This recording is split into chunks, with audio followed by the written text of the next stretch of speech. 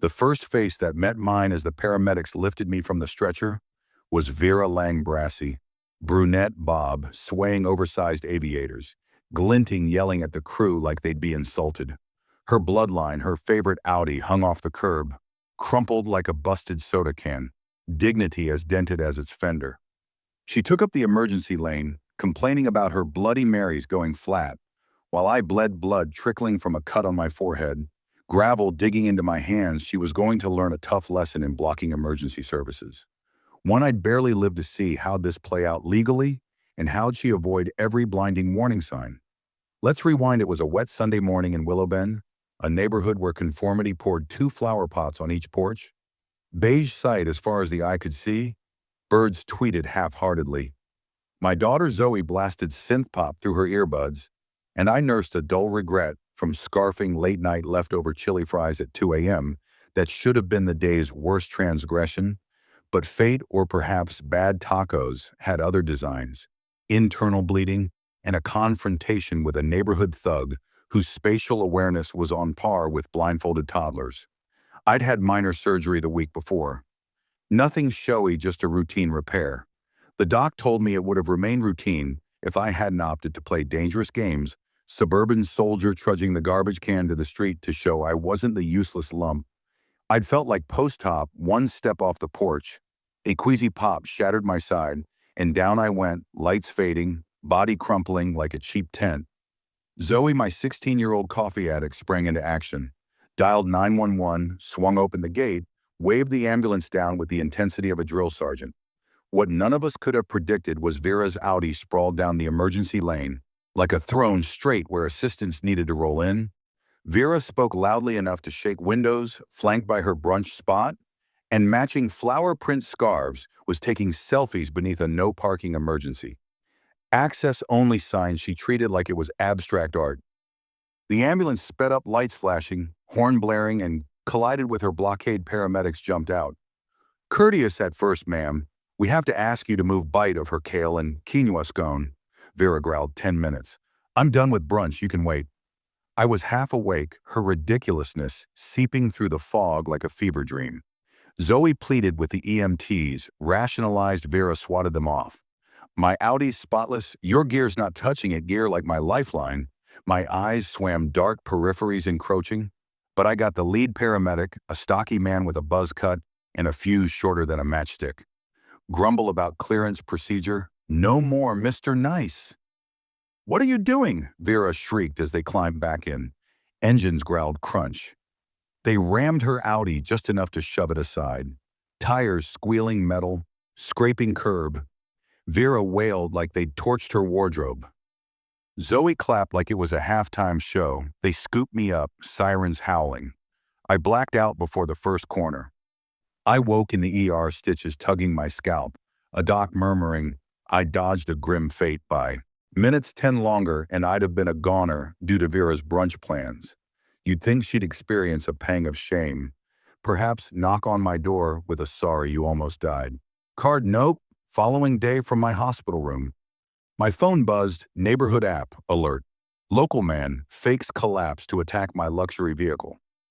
A photo of her slightly scratched Audi arrived with a novella charging me with staging it for revenge, saying I'd thrown myself down despite her polite ask to wait. Polite, she thanked her brunch team for equanimity under stress. I laughed until my ribs hurt. Then witnessed the HOA tip and "no, glad you're still breathing."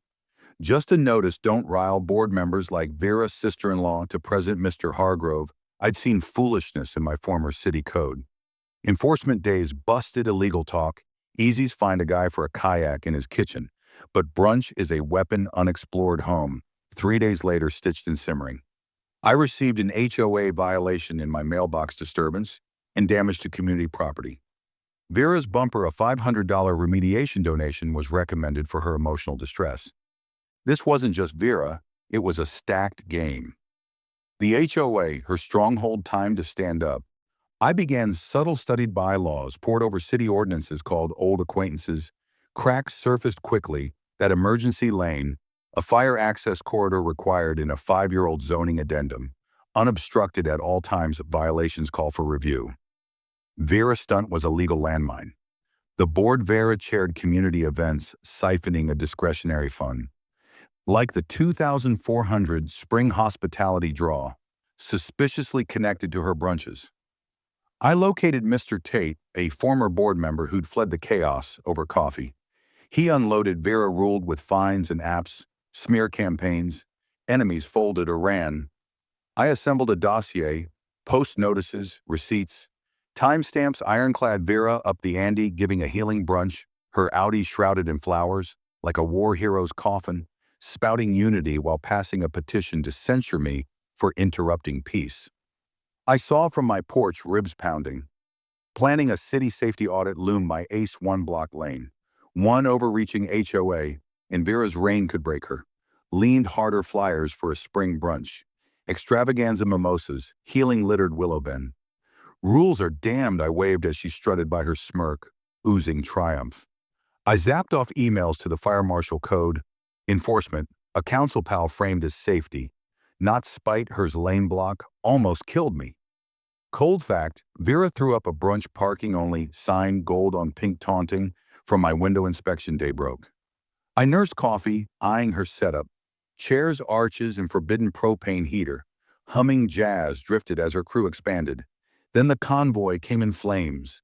SUV code cars, grim faces, Vera waved clueless until the marshals took pictures of her. Roadblock propane certified, he inquired. Decorative, she chirped, notes stacked. No permit, citations flew. Guests ran from her. Audi got towed once more. I enjoyed it from my stoop pure theater the next day. An HOA Zoom call, electric with tension. Mr. Hardrove spun fines as blunders, but $50,000 in fines threatened audits. Pending emotion, Anonymous fired Vera from leadership. She logged in late, muted, ousting. I rallied neighbors. Mrs. Ellis raged over fines. Shrub Mr. Tate over dog barks. Mrs. Plaid over a sham fence. Height fee, signatures stacked. I pushed a vote new board or dissolved the HOA city taking over. Vera planned a restoration branch, 20+ outsiders. No permit lane blocked, again a bylaw. Jam repeated unpermitted events, voided the charter. I snapped pics, sent them off. City swooped, shut it down. Delivered dissolution documents. Vera stood amongst wilting roses. Audi ticketed, muzzled the HOA collapsed charter. Dead Vera stripped Mr. Harov out her yard. Butted a for sale sign, quiet departure. No publicity, a seated daisies where her table stood. Zoe in addition to a no. Vera won plaque calm, reigned no fines, no flyers, only peace. But I didn't stop there. Neighbors excavated further. Mrs. Ellis discovered a $200 mulch infraction. Mr. T, a $150 noise tax for a kids' party. I hosted a barbecue ribs. Beer swapped war stories, Vera's final flyer. Brunch revival blew away in a storm. Her Audi vanished, sold. Whispers said, I added a gate sign. Emergency access always clear, kids dubbed it Fort Dunn. Vera faded a punchline, lost to Willowben's free air balance, restored for